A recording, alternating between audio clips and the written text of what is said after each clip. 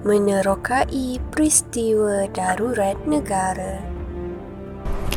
Mengikut perkara 150-1 di dalam Perlembagaan Persekutuan menyatakan tentang proklamasi darurat.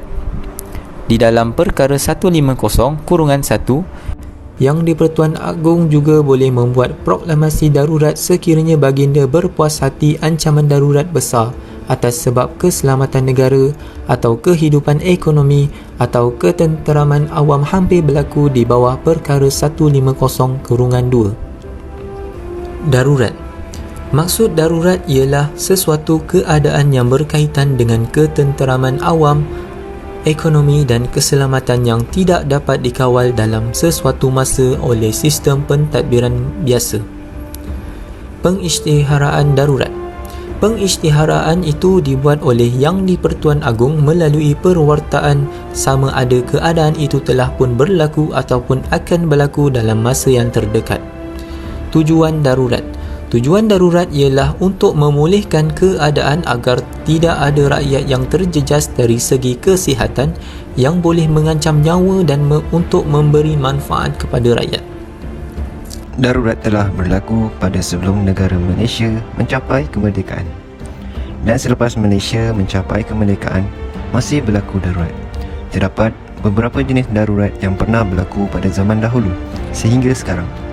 Yang pertama, darurat Tanah Melayu 1948 hingga 1960. Darurat Tanah Melayu telah diisytiharkan pada tanggal 7 Julai 1948 oleh British Himalaya, iaitu Semenanjung Malaysia pada tahun 1948 sehingga 1960 bagi menangani pemberontakan oleh Parti Komunis Malaya.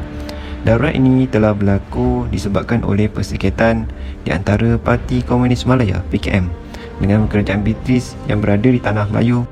Darurat konfrontasi Indonesia dan Malaysia. Secara amnya, konfrontasi Indonesia-Malaysia bermaksud negara Indonesia memberikan reaksi yang negatif dalam memprotes penubuhan gagasan Malaysia.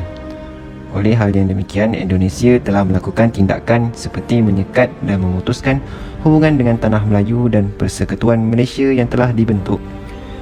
Darurat usahan kaum 13 Mei 1969. Telah berlakunya satu peristiwa hitam yang bersejarah di Malaysia yang tidak boleh dilupakan. Hal ini kerana konflik perkauman antara kaum Melayu dan bukan Melayu telah meletus sehingga berlakunya serang dengan menyerah dan bunuh-membunuh antara kaum. Dengan itu, Perlembagaan Persekutuan telah digantung secara terus oleh Yang di-Pertuan Agong di bawah Undang-Undang Tentera. Darurat Kelantan 1977.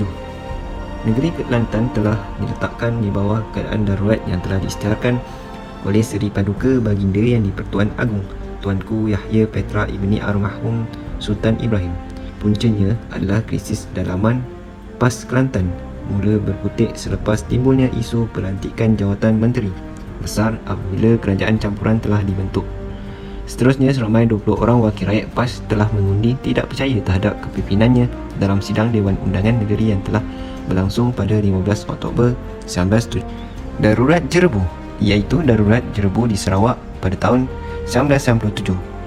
Mengisytiharkan darurat Jerebu bagi seluruh negeri Sarawak telah diisytiharkan oleh Perdana Menteri Datuk Seri Dr. Mahathir Mohamad kerana indeks pencemaran udara IPU di negeri itu mencecah paras nilai 600, jauh melebihi paras berbahaya 301 hingga 500.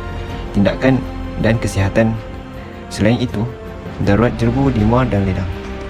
Darurat Parlimen Batu Sapi Sandakan Sabah pada tahun 2020.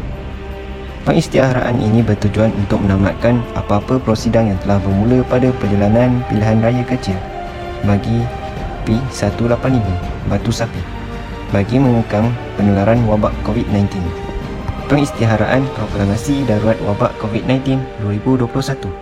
Hal ini kerana penularan wabak COVID-19 di Malaysia semakin membimbangkan, menyebabkan kesihatan rakyat, kehidupan ekonomi dan ketenteraman awam di Malaysia boleh tergugat sekiranya ia tidak dibendung dengan lebih menyeluruh. Kesimpulannya, Yang di-Pertuan Agong merupakan ketua negara di Malaysia. Oleh yang demikian, baginda mempunyai peranan dalam pengisytiharan darurat di negara ini. Sekiranya kegagalan memerintah berlaku dalam negara ini, Situasi kucak-kacir akan berlaku menyebabkan ekonomi negara akan jatuh dan tidak dapat berkembang maju serta negara boleh musnah kerana akan dijajah oleh kuasa asing. Justeru itu, pentingnya bagi generasi pasca merdeka untuk menghayati dan memahami sejarah silam berkaitan peristiwa-peristiwa darurat yang telah berlaku. Banyak pengajaran yang dapat ditanamkan kepada golongan pasca merdeka dari apa yang berlaku sepanjang peristiwa darurat bagi tujuan mempertahankan kemerdekaan negara.